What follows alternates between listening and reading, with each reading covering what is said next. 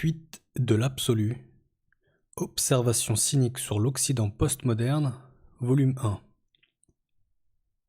Avant-propos. Il y a un siècle ou deux, la religion jouissait en Occident d'une grande influence sur plusieurs institutions sociales d'une importance stratégique. Deux points: l'éducation, la justice, la science, les soins de santé, les arts, la culture, etc. Aujourd'hui, les choses ont bien changé. Au cours du XXe siècle, la laïcisation a marginalisé le discours religieux traditionnel occidental. Les grandes institutions sont toutes dominées par une perspective laïque.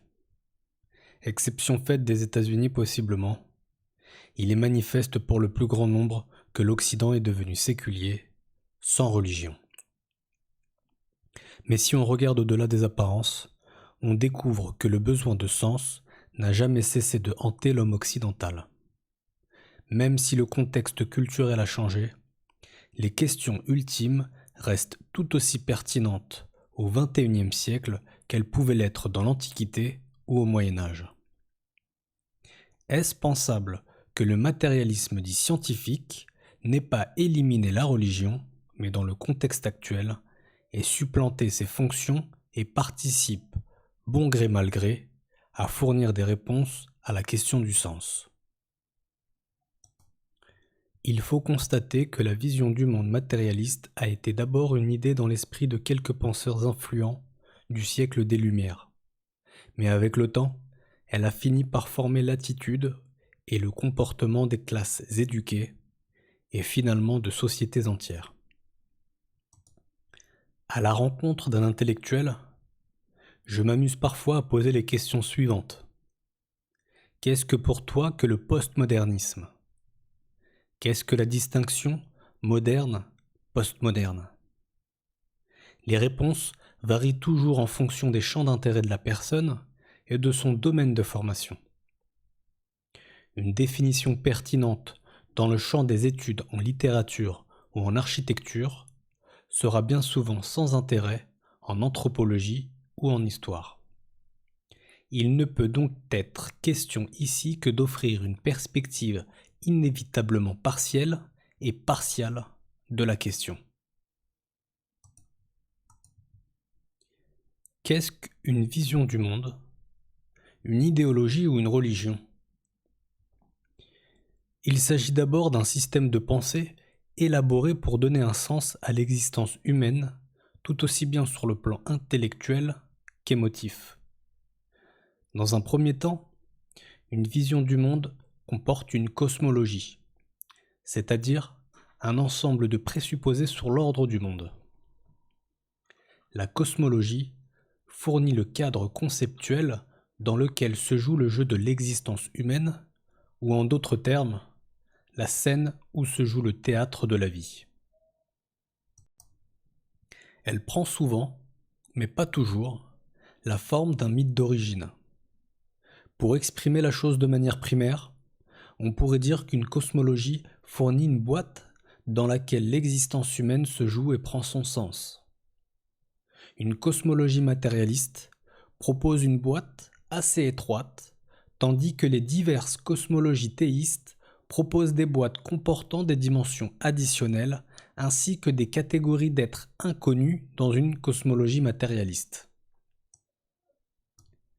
La cosmologie a donc comme fonction principale d'établir les limites du pensable.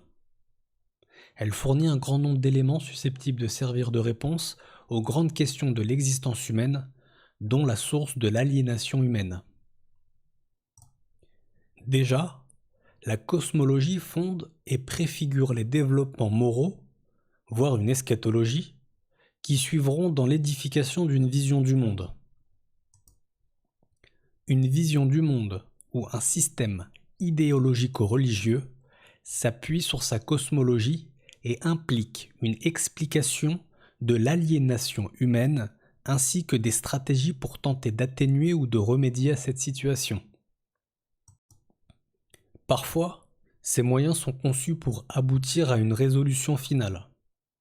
Cette dernière peut prendre la forme du progrès, le retour du Messie, le nirvana, la Nouvelle Jérusalem, l'unification des nations islamiques sous un calife, les 5 cieux hindous, la société sans classe ou le cyberspace. Les stratégies des diverses visions du monde pour remédier à l'aliénation humaine ne peuvent évidemment se comprendre sans référence à leur cosmologie propre. Nous postulons donc ici qu'une religion est une tentative d'imposer un ordre, de donner un sens au monde. Que son discours fasse référence ou non au surnaturel est sans importance. Une cosmologie matérialiste peut tout aussi bien fonder un système idéologico-religieux qu'une cosmologie faisant référence au surnaturel. Dans son développement, une religion est intégrative. Elle est une réponse totale au questionnement de l'existence. C'est dire que cette tentative sera plus ou moins réussie selon les contextes historiques et selon la perception que peut avoir l'individu de sa cohérence ou de ses contradictions.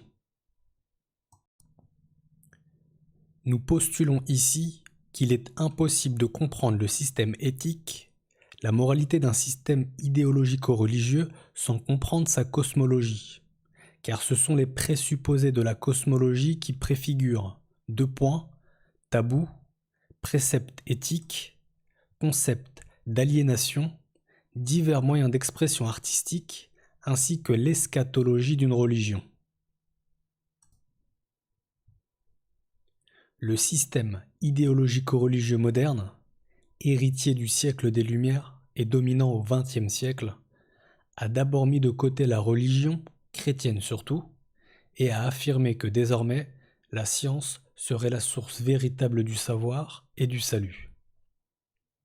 Si autrefois la hiérarchie ecclésiastique ou la Bible étaient les garantes de la vérité, désormais la science joue ce rôle.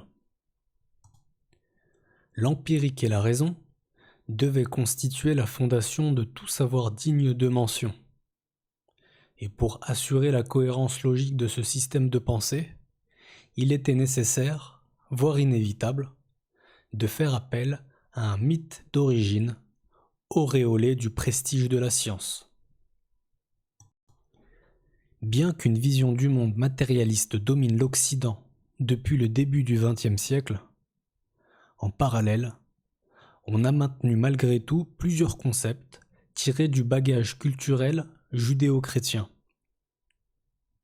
Par exemple, on a retenu le concept chrétien d'un sens à l'histoire, et dans le contexte moderne, on a appelé ce sens progrès.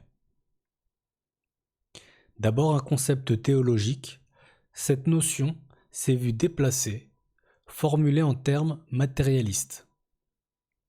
Dans les phases les plus optimistes, on prévoyait que les scientifiques et technologistes nous conduiraient dans une ère de prospérité et de paix sur Terre, où la technologie ferait des miracles pour dissiper la maladie ainsi que les limites conventionnelles de l'existence humaine. Aujourd'hui, depuis Auschwitz, la bombe H, la résurgence de maladies vaincues telles la tuberculose, les OGM et les divers problèmes de l'environnement liés au progrès technique, on est plus prudent.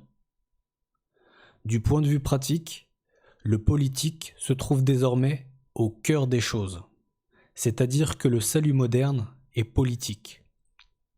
Il vise souvent, mais pas toujours, des projets collectifs. Dans la période postmoderne, on a poursuivi ce processus de délestage et d'autres éléments de l'héritage judéo-chrétien sont, au moyen d'un long processus souterrain, mis de côté, notamment sur le plan de la moralité, le concept d'histoire universelle, le droit, la place de l'homme dans la nature. De plus, en réaction au moderne, la vision du monde postmoderne renie tout projet politique collectif universel. Le relativisme culturel élimine tout universalisme moral ou politique, sauf celui de la science. Mais ce n'est là qu'une question de temps. Le concept de progrès est aussi déconstruit. On nie l'universalité de ce concept que l'on aborde en tant que métarécit de l'Occident. Le postmodernisme est en partie une réaction à la monotonie rationnelle du modernisme, de sa foi dans la technologie, dans le progrès et le postulat d'un savoir universel, un colonialisme de l'intellect en quelque sorte. Le féminisme contribue aussi à ce courant postmoderne par son rejet de la raison mâle, érigée sur l'autel du siècle des Lumières. Chez les postmodernes, la science est sujette à critique. Ces derniers proposent plutôt une idéologie hétérogène, fragmentée. Ils se méfient de l'universel. Si le postmoderne abandonne la révolution et les grands projets politiques, il lui reste alors un salut dans diverses formes de libération, djihad sexuel. Tandis que la raison et la vérité sont au cœur du modernisme, il y a lieu de penser que le désir constitue la quintessence du postmoderne. À ce titre, on peut voir dans l'existentialisme un précurseur du postmoderne dans sa relativisation des idéologies collectives modernes et à la place centrale qu'il accorde à l'individu et sa subjectivité, mais cela dit, il reste captif du carcan de la cosmologie moderne, matérialiste. Il faut noter que le postmoderne ne rejette plus de manière absolue la religion, comme ce fut le cas de l'idéologie moderne, mais son admission sur la place publique est conditionnelle et contraint tout discours religieux à se plier aux exigences du syncrétisme postmoderne, c'est-à-dire que la religion renonce aux prétentions d'un absolu, d'une vérité universelle. Le matérialisme pur et dur n'est donc plus obligatoire. L'occulte même n'est pas exclu. Le chamanisme peut cohabiter sans honte avec la prêtrise et le feng shui. Les idéologies ou religions collectives sont choses du passé. L'idéologie postmoderne est taillée sur mesure. L'individu est juge de tout. L'individu peut, bien sûr, adhérer à une communauté de foi, mais c'est un aspect de moindre importance, secondaire. Ce processus, que l'on désigne parfois par cheminement, masque un shopping idéologique au gré des émotions et des préoccupations du moment. Atteindre un but, trouver la vérité importe peu. C'est le cheminement lui-même qui importe, ainsi que la satisfaction émotive ou esthétique que l'individu peut en tirer. Ce processus permet, au moins, de meubler le vide intérieur. En Occident, l'influence postmoderne est dans une large mesure subliminale. Très peu de gens s'identifient en tant que postmodernes, et pourtant on constate que chez plusieurs, leurs comportements et attitudes sont largement dominés par les présupposés postmodernes. Il n'y a là rien de très surprenant. Sur le plan médical par exemple, il est entendu qu'un individu peut être porteur d'une infection sans en être conscient. Par ailleurs, sur le plan idéologique, il est tout aussi possible d'être affecté par la pensée postmoderne, sa mythologie et ses présupposés, sans s'identifier sciemment à ce mouvement. Pour établir les faits, il faut alors appliquer un test diagnostique afin de confirmer ou d'infirmer l'influence postmoderne. Il importe de souligner ici que le sujet de cet ouvrage, le postmoderne, n'est pas un mouvement lié uniquement à la pensée de quelques intellectuels français.